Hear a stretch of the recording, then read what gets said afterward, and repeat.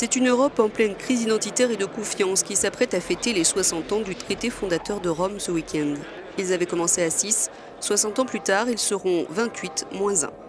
Après le Brexit, l'idée même de la construction européenne est mise à mal. C'est dans ce contexte qu'ont surgi les tensions entre Bruxelles et Varsovie qui a menacé de gâcher la fête.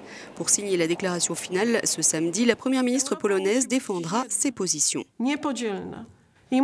L'Europe doit être aujourd'hui unie, indivisible et forte. Grâce à la force de toutes ces nations souveraines, les États membres, créer des divisions artificielles dans notre cercle, parler d'Europe à plusieurs vitesses, ne produira pas les résultats attendus.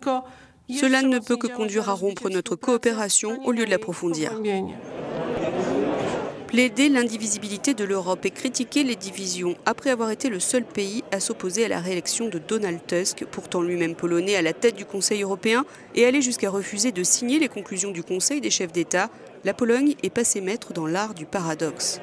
Après ce coup d'éclat, le 10 mars dernier, Varsovie a continué de défier Bruxelles et la chef du gouvernement n'a adouci ses propos que ce vendredi après-midi, laissant penser que la Pologne signera bien la déclaration finale du traité de Rome.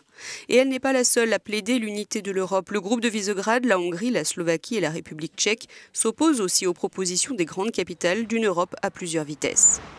Pour Varsovie, il s'agit avant tout de ne pas risquer de perdre la manne financière européenne qui a tiré le pays vers le haut et en a fait un champion de la croissance européenne. Entre 2007 et 2013, la Pologne a bénéficié de 81,5 milliards d'euros.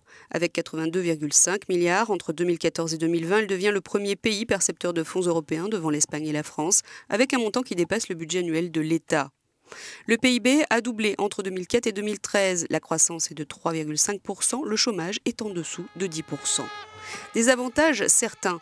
Reste qu'une partie de la population, soutenue par les institutions européennes, s'oppose à la dérive autoritaire du pouvoir qui se traduit notamment par une mainmise sur les médias et la justice. Et à ce titre, le parti populiste au pouvoir a plutôt intérêt à s'éloigner du radar de Bruxelles.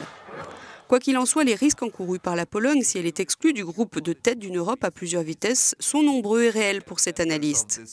Le risque géopolitique ou sécuritaire est que nous nous retrouvions à nouveau membres de cette zone grise de l'Europe centrale, entre la vraie Europe et l'Empire russe.